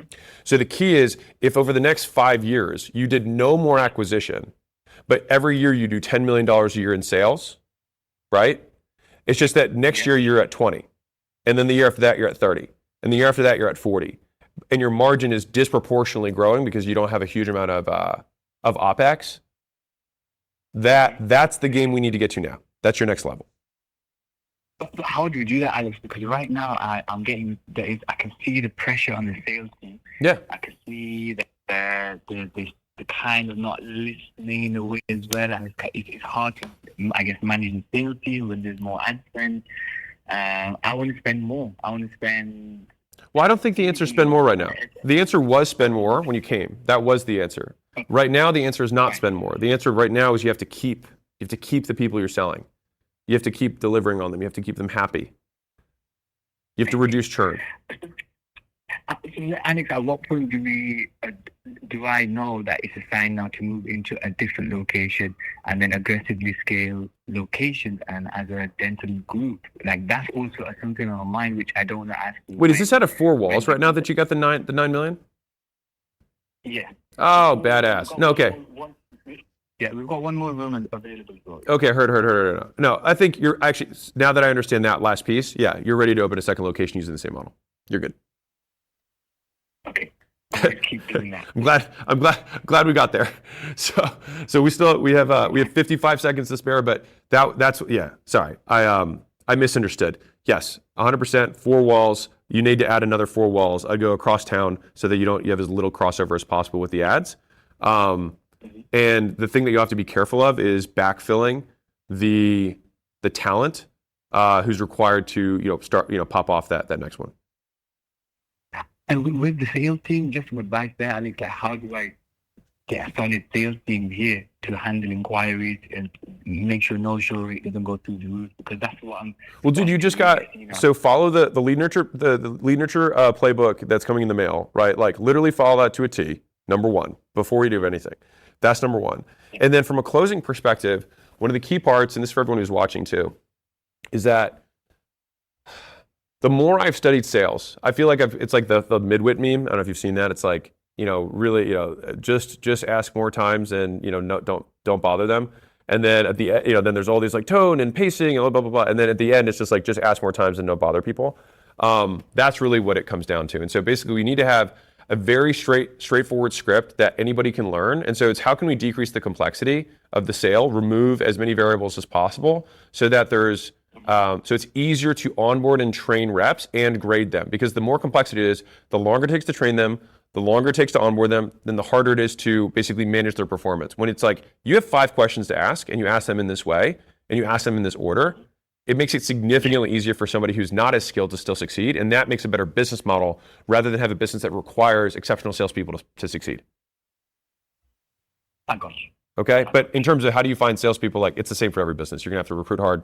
And you want to think about your acquisition channel for getting salespeople the same as you think about your acquisition channel for getting customers. Same concept. You're going to advertise, you're going to have an offer, you're going to work the leads, you're going to interview just like a sale. Same. It's just that is now becoming the constraint of the business, is that you need more salespeople so that you can open the next location, which then can double the business or whatever. Amazing. Okay. One last thing. Yeah. Amazing. I got it. No show rate. Yeah. Follow. Dude, the best ethical price that you've had. TikTok. TikTok, what? Layla just walked in. No, I think it's more that you want to demonstrate that you've done some level of personalization for the prospect that makes them want to get that value. So it's less about bribing them, like the term itself. It's more like, what does someone like that really want? It might be something that gets them out of pain or something that absolutely guarantees that this is going to actually solve it for them. But we want to show that. Okay. I appreciate you, man. Congratulations on your 6X this year. Thank you. Thank you. All right, you bet. All right, bye. All right, we have the great Layla, the myth, the legend. Actually, legend's way better. The legendary Layla. The legendary Layla is in the house, and so we're doing. This is our special edition because we just hit. No, we're just gonna call single book buyers. That's from All right. That's the. We just hit the milestone. Okay. Yes. So we're calling single book buyers. Okay. So do we have? Am I getting some? Yeah. So they're texted to you. Oh, there we go. Okay, Yeah, great. there we go. So Brandon Spry, you're watching. We're calling. We'll see, Brandon. You just bought a book, and so we hit this milestone, and so we're going. Brandon, we're on the live. Hi, Brandon. You bought a book. You donated a book. Thank you. Oh my god. We appreciate you. Yeah. Oh my god, I was just watching the live. Did you stop watching? Seconds ago. Seconds I stopped ago? Watching. Oh, I lost you. I lost you on the dentist. That's what did it. Yeah. Well, that's just, well, if you want proof, you just want to open or ask them to open a new location. Yeah. Yeah, there you go. No, I love it. Oh my gosh. Well, really great to meet you, man. Well, appreciate it. How can we help? We got a minute or two. Let's do it. How can we help? Yeah, let's do it. So I'm a closer. I'm gonna bore you with that, but I'm really trying to help. I work for an offer right now, and their show rate is terrible and really great. It's honestly the best offer I've ever worked for. Well, you haven't worked for us, so. Dude, you know, I just had a group reach out to me. It was like, hey, Hormozi's looking for a closer, and I was like, I don't really trust you. Like they do it themselves, right? That's actually correct. Yeah. Yeah, you know how it is. Yeah, I do. But yeah, this offer is great. They scale plumbers, and they're so good, and I just have so much conviction for their offer. Yeah. Who doesn't and, as well? Our close rate is great, but I mean, you obviously have closed way more than me, and you know that if the close rate is too high, there's a problem. Yeah. And part of that is our our show rate is 20%, and our close rate is insane. So you know, we get 3 calls a week, and we'll close 2 out of 3. We'll get 5 calls a week. We'll close 3 out of 5 or 4 out of 5. Yeah. But, You mean that actually pick up? Is that what you're saying? Not scheduled. Yes, Yeah. exactly. And yeah, couple there's things. a lot to work on, and I'm an amateur. In No, you're good, scaling dude. Side, it's not how to close. So. No, you're good. So there's probably a handful of issues that are actually happening prior to. So like sometimes it's an uphill battle. Like if you're like, dude, I'm calling the lead immediately. I'm calling him 10 times, within the first 3 days, and I'm calling him twice in the first 5 minutes. Like you're doing all the fundamentals, like the basics, right? If you're doing that stuff and you're still not seeing increases in show rates, then it's usually things that are happening prior to the scheduling. Okay. So that means like the VSL and stuff? Exactly. Right. So basically there's insufficient friction likely in the funnel. And so as a result, if you remove too much friction, then what is happening is that like it's so easy to book a call that you actually have fewer total shows. And so your metrics, like it's kind of getting into the vanity metrics game of like, look, we got 100 calls scheduled. It's like, dude, it doesn't matter. Like we only care who shows. Right. Yeah. And so being willing to say, well, we doubled our cost per booking, but our show rate, because you're at 20%, it's like our show rate went from 20 to 60. So we tripled our show rate, but we doubled our cost, which is still a 50% increase, right? Yeah. Okay. So I would look at the application, number one. I would also look at is it just straight to booking, or how's the I can't see the funnel, but like is that the how's it working? No, I can't see. I mean, the funnel's changed too much in the last couple months. So at the exact moment, the funnel is for an offer or promotion we're running, and then it's also just like, hey, if you want to scale up, book a call, and then it's very basic info, name, email, how many people are working in your company, what's your revenue, and then it just goes straight to, hey, don't miss your call, and it's basically a 10-second video of the owner going, hey, this changed your life, and that's what. Oh, that's the VSL. Yeah, basically. No. Did you need? No, you need like a 5 or 7 minute VSL. So the proof checklist, which is tell your owner to go by that. but donate some books by the end of the day. But the proof checklist basically help you script out the VSL, because you have to, right now, like the symptoms you're expressing are things that are, I mean, all of this is in the sales system. So you've got the lead nurture process and you've got the proof checklist. Both of those things are the things that are missing, which is why you're having so few show rates, or the show rate's so low. The fact that you're closing is great, but I would bet you that if you put in that basically more proof on the funnel and the VSL itself, which typically the way it's going to be is going to have proof promise plan right at the beginning of the VSL. So like, you know, how do you know we're good? What's the promise? What's the plan of how we're going to help you do it? And then what's proof that I know that you're legit? And then we walk through the 4-step belief breaking, which is like, okay, what are the 4 things that people, struggle with, or like why they object, right? And so it's like belief 1, 2, 3, 4, and then we order this, and you'll be able to watch this live stream later. So I'll just talk fast. So it's what they believe, why they're wrong, what's right, and then proof. All right, and then that stack of that 4 steps you do 4 times. So it's basically 16 pieces to that VSL, and then you CTA at the end, whatever the next step is, which is like, hey, text us back, this thing. And then when that person texts you, right, then what we want to do is personalize the roadmap that we're going to show them, so that they're like, oh, they actually did some work for me ahead of time, right? It's just like plumbing. It's like, oh, we actually, I pulled up Google Maps, and it looks like your home was built in 1971. They were usually using these types of pipes at that point. And so I'm going to bring the stuff that's actually going to be able to fix this. I might be able to do this even faster for you. They're like, oh, wow, that was impressive. So like now the question of you not showing up, or like I'm using a home services example, but like the question like vanishes, right? So it's like, oh, wow, they like really understand my business. And so I would, if I were you, the salesman, we have to install those 2 playbooks. But in addition to that, if I'm you, I would basically do little mini AI research, Zapier or Make.com automation, whatever, to get a full breakdown of that business, the reviews they have, what people say, some of the employees at the business. Like imagine you're like, hey, so I know Tom and Gerald work for you. Do you have any issues with? They're like, holy shit! Like it's like you want to blow them away, but with automation and AI now, you can do that really, really well. All right, I got to call the next person. Okay, go. Bye. That helped. Thanks for calling. All right, man. Nice to meet you too. Appreciate you. Yeah, cheers. Yeah, bye. All right, bye. TikTok. I know. I TikTok get carried away. You gotta call these buyers. Yeah, my bad. I have some special numbers that I've been given as well. You want to tell me what it is? Come on, Ed. I need that special number. I'll call Santiago first, and then we will call this special number. Okay, Santiago Huerta. What if we prank call them instead? I don't even know what that means. Like, wouldn't it be funny to be prank called by yourself? What? Yeah. You didn't do that in like high school? No, I didn't. So lame. Your call has been forwarded to Ooh, voicemail. tough one, Santiago. Why don't you leave a voice memo? Oh, well, it's gone now. That's so rude. He doesn't know. Leave a voicemail. The opportunity of a lifetime just passed him by. Okay, well, I'll leave a voicemail. Fine, you leave a voicemail. Nathan? Yeah. What's up, dude? You're on Hormozi Hotline. What's up? How's it going? It's going good. All right, rock and roll. We have like 2 minutes because I'm calling people who bought books. So we're doing it right now. How can we help? Right now I am a sales manager for. That's crazy. I'm a sales manager for a proactive maintenance company. We are launching a new software with sensor capabilities and an AI platform. And yeah, just was buying the book to see how we can enhance that among all your other books, and yeah, just trying to upgrade my career and sell some stuff. 60 seconds to ask a question, Nathan. Yeah. That's pretty much it.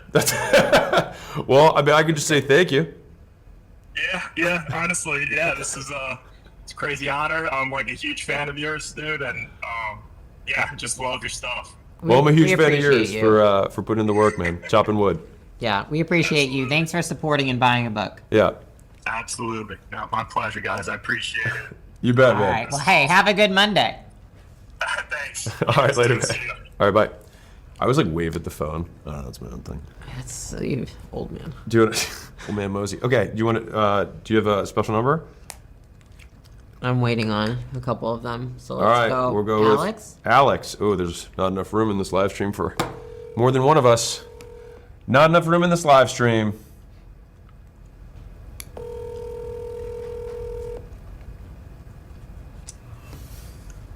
Do not hang up. Oh, you want to leave that? Okay. voicemail. Layla's gonna prank call. Can you imagine this? Dude, do you guys remember when I you know used to do, Varen. like, Hot or Not? You remember that? Dude, what did you do growing up?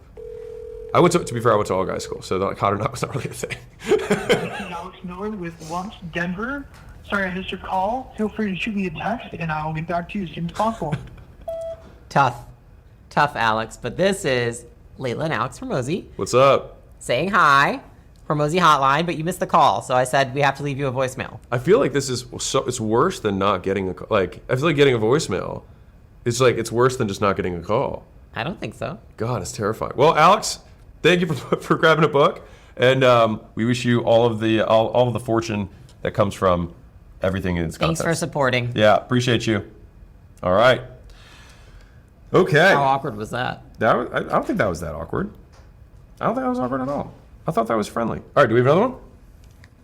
I don't know. It's taking this number so long. So All right, fine. All right, well, I'm going to call the next one. What? Okay. I'm going to call this one. Yeah. All right. We don't even know who it is. Carlos. Hi, this is Carlos Rodriguez. Please leave your name and message. Wow. What should we say? Leave him something inspiring. Something inspiring. Leave no doubt. Be one of zero. This was Hormozi Hotline, and we missed you because you just grabbed the book, and you're probably on the live stream, and I don't know, you missed it, but we love you, and we appreciate you supporting. You love him? Well, I'm like, calm down. Jeez. Jake, come on. Get out of here. No, 1 second, sorry. What?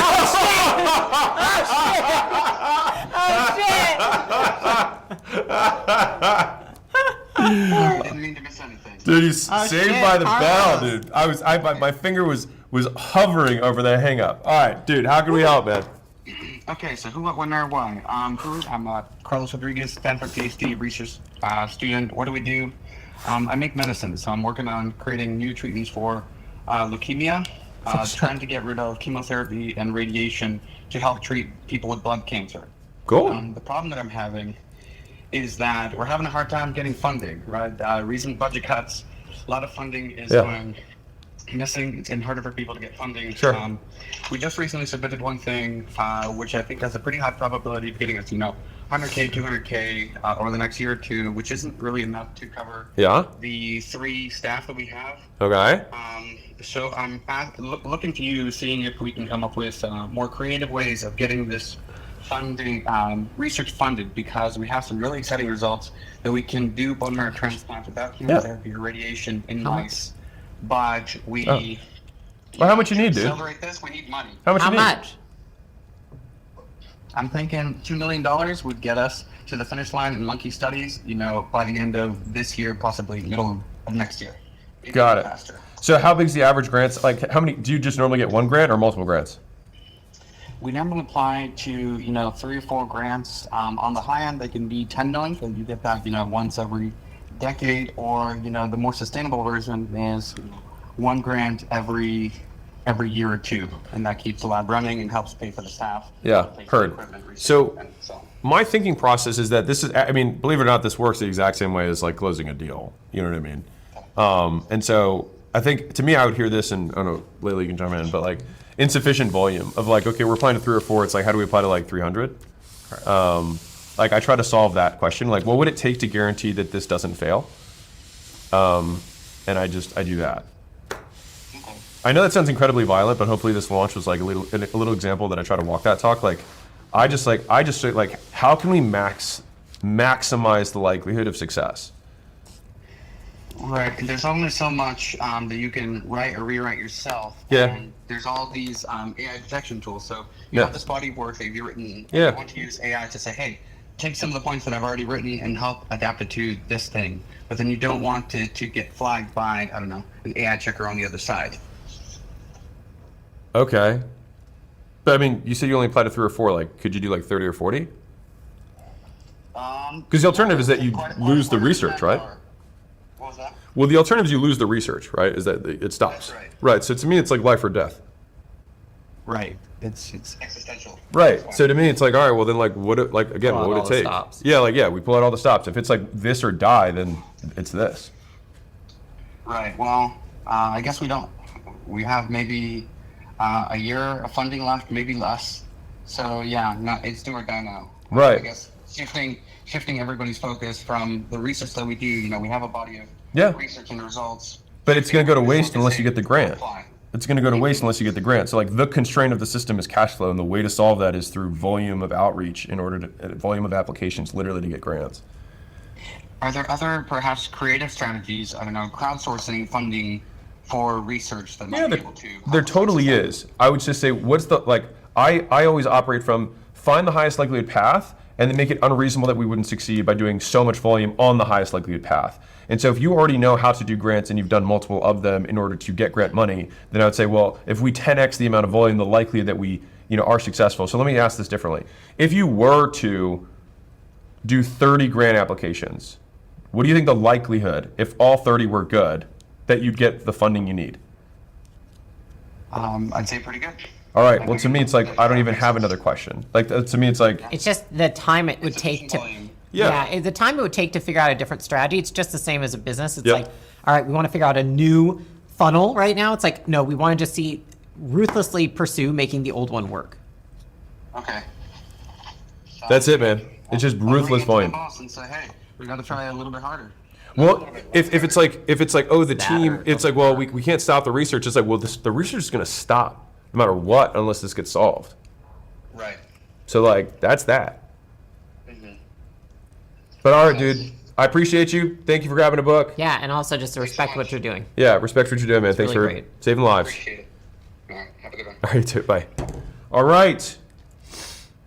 All right. Wow, so discreet. All right, we're doing so. All right, Santiago Ramirez. I know. Tyler Mars. That's just popped up. All right, Tyler Mars. It's you. You're up. Sorry. The number has calling restrictions. That is. Tyler, you didn't I hit the caller. Oh, fine, go for it. I got one. Okay. These are hot dials. The weather is hot. What? I just decided to call. Oh, well, there you go. Well, now you no, got you don't. There's no overhead mic. You're good. Or overhead thing.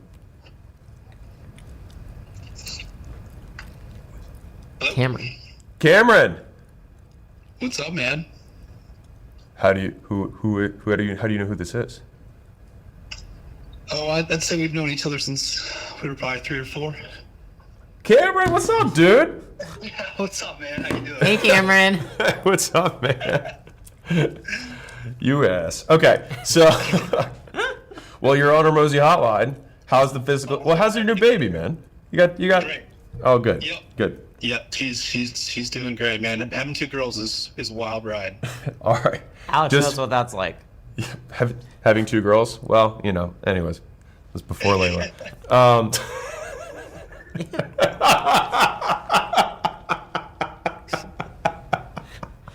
We're running on fumes here, Cameron, okay? Okay, talk to me. You guys, have got to be riding on straight caffeine at this point. Oh, yeah. I don't even drink caffeine. Well, I just downed a whole... Anyways, so tell me about the business, man. What can I do? So physical therapy. You guys are online? Tell me what you're doing right now. We had started as online. We moved into 2 sublease brick and mortar spaces. Okay. I've been doing concierge mobile stuff. Concierge mobile had like a good margin, but it just was really hard to grow with that because just travel time and everything. So we just advertised the brick and mortar. Yeah. My wife Lindsay, she's been crushing it. Yeah. Where we kind of hit a snag was we made a hire last year in September. Hired a PT. Okay. Started off okay, and then just when Lindsay came out from maternity leave, Yeah. we found out our PT just like tanked, and so we just separated with our PT this past week. Got it. So our margins had like gone way down. Yeah. But now we've been building back up, so we're getting back to where we were with revenue. Okay. And then I'm gonna step in while we're looking to bring in 2 PTs. Okay, and this is brick and mortar, right? Yeah. Yeah, I got it. Okay, so what are you doing for lead gen? So we do meta ads, so Facebook, Instagram ads. Okay. I'd say about 60% of our lead generation is word of mouth, either through our patient base or through like referral contests. Yeah, heard. So, but 40% comes from ads. So, I mean, right now the limiter to grow, like, how many more patients can you take before you're at full capacity at the location? That is the problem. Is that we have these 2 subleases that just don't really allow for us to grow, and so like it's been kind of stuck in this cash flow problem where it's like I'm not able to generate enough to move out of this. And So I wonder if you have a pricing issue. Yeah, so we increased our price 4 times over the past year and a half. Love this for us. And so our single visit rate is $279. And then we offer we try to not sell one-offs. So we do packages. Yeah. And we have 2 different ones that we sell. Okay. What's the price point? Yeah. The low one is $239 a visit, and $219 a visit, and the other one's $239. And you're selling them as bundles, though. You're selling them as solutions, right? We're not marketing it that way. We market it as the plan of care, but yes. Yeah. So they come in and you're like, it's going to take 12 sessions, so it's going to be $2,400 or whatever, right? Yep. Okay, got it. Do you have care credit? We do not. I would set that up. We do have financing option. I just haven't been using it. Okay. Well, if you do, typically you'll get a 30% lift in revenue when you have like a good financing partner. That happens kind of across the board, especially if you're in higher ticket stuff like yours is. And yours is something that there's plenty of lending partners that do stuff for health. Since you are a doctor. Right. So like if you have the option, which you do, I would use it. And if no one's even needing it, then to me, you still probably have some room to increase price, because if you're struggling with cash flow, which I'm not entirely so you have multiple locations right now that are subleased? Yeah, so because Lindsay's in public health, that niche, so we're the 2 places we sublease are multi-provider practice areas, so it's birth specialty workers. Yeah. So that's where we get like a shit ton of our referrals from, and Why not specialize in that? What was that? Why not specialize in that? Because I feel like it's gotta be. Okay. So the only reason I'm even going back into treat is just to like bump our cash flow up a little. Okay. So you got to do what you got to do. Okay. Right. Yeah. It's not like we'll closer. Okay. But yeah, it's just so we can get somebody, so I can get a little bit of cash so I can bring someone back in. Okay. But, yeah, we were just like getting crushed by the lack of production by our PT, and the overhead was killing us. So. Okay. So basically, you just need to drum up more cash flow, but is the ultimate escape path like waiting till these subleases go out, or like what? I'm not locked into them. At the end of this month, I'm technically out of they go to month to month, so I can leave whenever. Okay, well that sounds nice, but you said she's doing well online, right?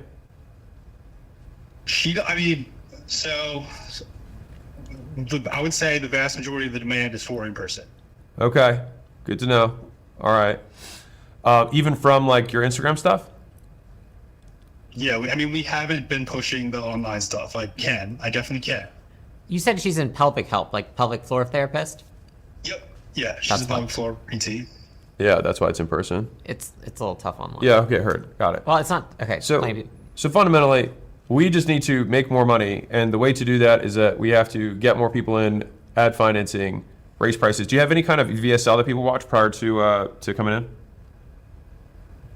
No, but one of the guys in the mastermind I'm in sent me his his nurture sequence. It's like a clinic tour and welcome. So I'm gonna mimic that and then build it into ours. Yeah. Well, right now, you're selling 2K plus packages, and you're doing it without a VSL and without financing, which means that you probably still have room to go up price wise. Yeah, and Lindsay's close rate's 95%. Yeah, so it's, right. It's good. So you've got to people who are coming in for that are in screaming hot pain, from what I understand, and they just had like a traumatic event or they're about to. I would raise the price, man. If cash is if you're closing 95%. And you don't even have all the sales stuff in place for the right sales motion, then you probably have at least a double in that. So yesterday you were doing one of these calls, and I forget who you were talking to, but you said something that was really intriguing to me. And okay. It was a little bit different from the model. The guy was doing SaaS stuff. But, yeah. One thing that he talked about was how he had a premier program up front, and it was a really short 8 weeks something. Yeah. And then it was because right now, for me, our biggest problem is I don't think we have, or not our biggest, but a big problem is we don't have strong monthly recurring.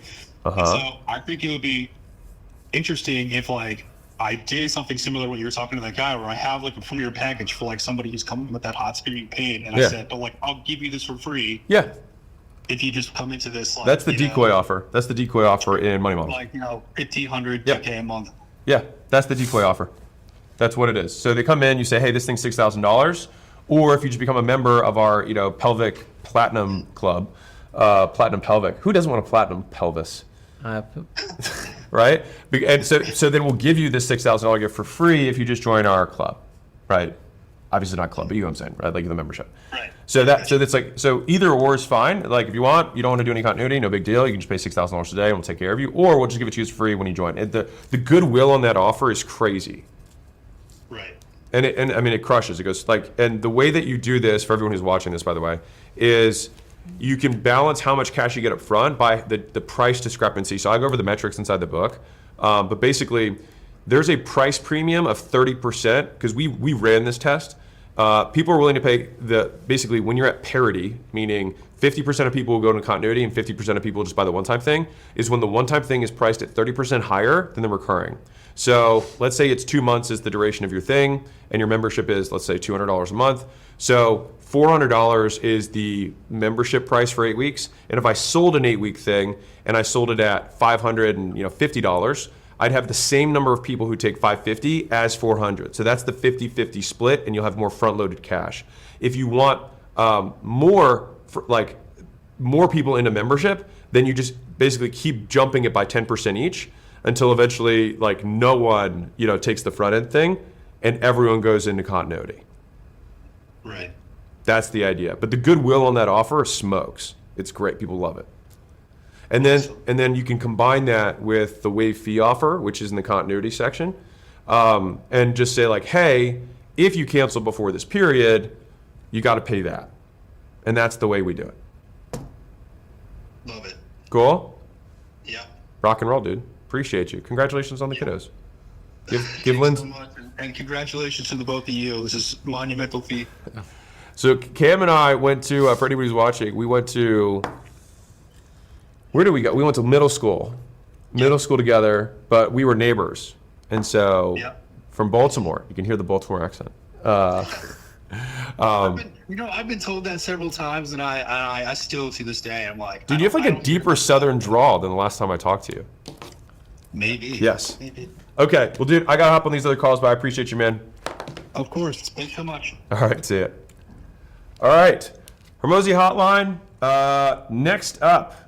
We're going, oh shoot, we're about to hit our next, no, we're good. We're good. Okay. Well, we have our next milestone that's at 3.3, by the way, guys. So, which I'll read. So yesterday, I went over 15 mechanisms inside the Money Models book. So that was the whole presentation of the Money Model system.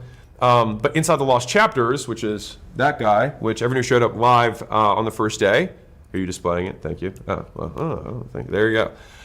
So everybody who showed up live got a free digital copy of this. This will be for sale after the event. So anyways, that was just my thank you for everybody who showed up live for the actual launch. But inside of here, I have some of the other mechanisms that I cut out because they're maybe too niche or too advanced. And so we'll do a little reading when we hit 3.3. All right, so just look out for that. Yeah, we got special stuff.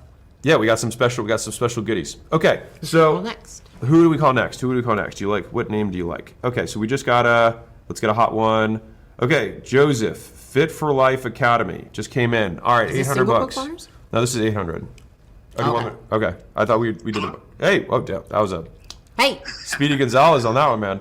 All right, well, Joseph, Fit for Life Academy, 600K revenue, 300K profit. Shoot, talk to me. Got 5 minutes. First off, happy birthday, Alex. Congrats. Thanks, man. I appreciate it. Happy birthday. I know. For the 1,000th time. Anyways, man. No, dude, I'll take it. I'll take 1,000 birthdays. I'm a young entrepreneur. Been in the whole business game probably for a year and a half now. Been growing my socials for about 5 years. Cool. We do online health and fitness coaching, primarily weight loss. We focus on a slightly older population, probably 40 to 60 people who have been struggling with weight loss for the majority of their life, pretty much. Okay. And where was I going with this? The main goal right now is to be able to double the business over the next 6 months. Sure. Okay. I think the simplest strategy is to get from, we're doing 12 to 15 new clients at the moment at a $3,100 price point for 6 months. It would be to double the amount of clients that we're getting per month. Okay. And using your principle of just doing more of what's already working so we get to 1 million. Love this for Our us. general funnel is free lead magnet, which is an ebook on the front end on social media. Okay. 100% organic. We don't do any paid. Okay. That goes into a DM setter flow in the DMs. Okay. And then they book sales calls. Okay. So the DM center is setting about 10 to 15 calls per week at the Okay. moment. Yep. And we're getting about 200 new leads per week. My thought process to double leads would be, I can't do double the content because I already create a good amount of content. Okay. I would love to be able to start running some paid ads simply because we get a lot of unqualified leads from overseas, India, etc. that can't afford our service. Well, how much content do you make right now? Pretty much daily across all platforms, and then one long podcast and one long YouTube per week. Per week? Okay. Yep. So I could double down, and I do want to. It's bandwidth at the moment more.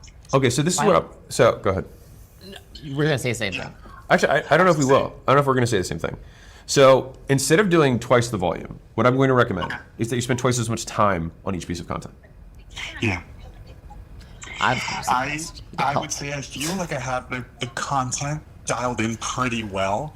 Like that's what I would say I'm most skilled at by far. We have close to 400K followers on Instagram, and we probably get on average about 50 to 60,000 views per video. How much time do you put in each week to make content? Probably between 10 to 15 hours of my week goes towards content creation. And that would just be scripting, recording. We have an editing team that does all of the editing and posting for us. If you want to just post twice a day instead of once a day? I mean, I'm thinking like, how do we deconstrain him in the content creation process and then do double the content with half the time? Most of it comes from doing research of seeing what sort of formats are doing right now. Hooks, exactly. Yeah. So you do a lot of that research? I do 100% of that. Oh, Yeah. gosh. Oh, I don't know the last time. I don't even scroll content. Yeah, so that's something that you can for sure get. You can also you can literally automate that task now. Okay. Yeah. Okay. I think, honestly, I think a lot of people get really caught up in the content creation process and think like, especially because it's you and it's a personal brand often, it's like, who else can do this but me? And you have a system, and it's just a matter of being able to write it down, explain it to somebody else what your system is. And now with AI, it's easier than ever so that they can do those pieces for you because, I mean, you're going to say better quality of content, correct? Mm-hmm. It's like if you want better quality, to get better quality, you have to put in more time, but you're already putting in a decent amount of time. And so the first thing that you probably want to do is make sure that you're not spending so much time on content. So how can you cut in half the time you spend? I was spending a lot of time scripting mine, and then I just stopped because I was like, I just can't even make content if this is what it is because I have to run the business. And then what do you know? It's actually doing better now that I have other people helping do it. Gotcha. And so I think that that's probably the biggest unlock for you is getting that off your plate. And honestly, we know a lot of the biggest content creators, and they do not do their own scripting. Gotcha. Or research. I will also say it's what I enjoy the most. Like I enjoy creating content. That's how I started.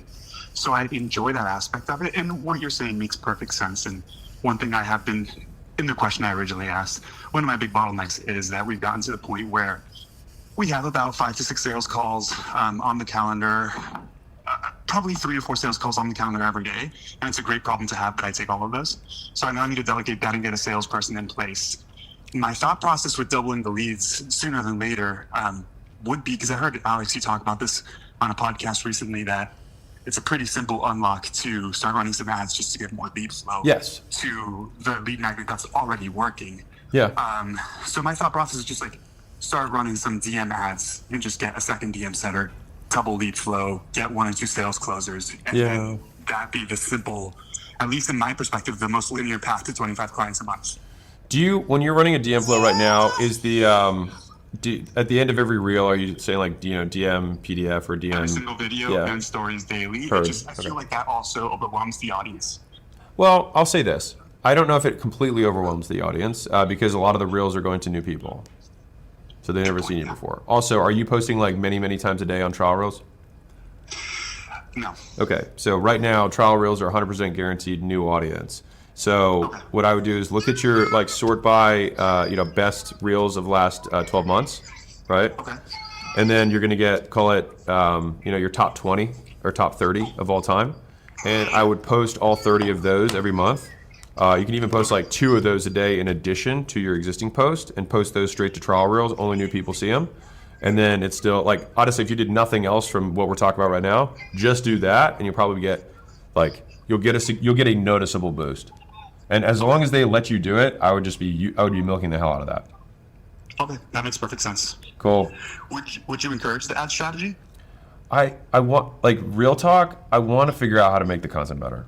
Like, just being, because like, I think that when you do start running ads, one of the issues that you're gonna have if you go straight to DM is that like they're gonna be they're not gonna be nearly as warm as the people who are doing it now.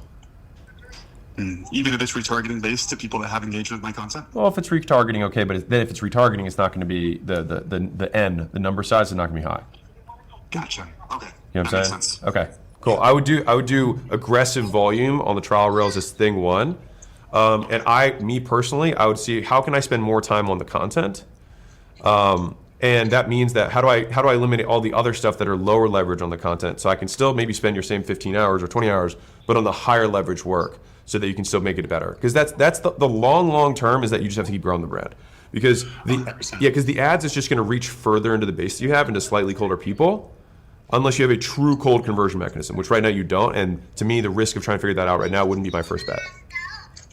Okay. The last thing I will definitely say is that we do have a pretty strong brand. The socials are probably growing around 6 to 8K per month in terms of new followers. Yeah. And at what point would you say turn on the ad switch where it's like have that supplement the organic content? What do you think? Not while you're selling. Well, not while you're selling. Yeah. I just the thing is, it's like hard for me, which is like I prefer, if you can, to hire ahead so that you don't have to turn down, because what always happens is people turn up the lead flow and then they're like, well, I can't take any more calls, or you say I am going to take those calls, and then you drop the ball on your content. Yeah. And so I'm just looking like, let's create that excess capacity so that when you get more lead flow, you have something to catch it. Yeah. Yeah. And in the process at the moment, I'm in the process of hiring 2 sales closers. So this all makes sense. Okay. Perfect. Rock and roll. Thank you for donating books, man. Appreciate you. Of course. Thank you. Bye. All right.